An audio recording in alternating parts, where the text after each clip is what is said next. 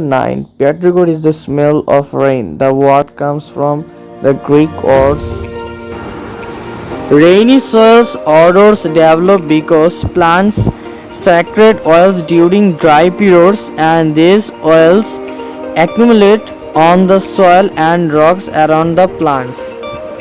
When it rains, the oily compound combine with other compounds to create odors. One such compound is geosmin, a chemical produced by soil-dwelling bacteria called actinomycete. When it rains, the spores produced by the actinomycetes are pushed into the air, releasing geosmin and creating that fresh.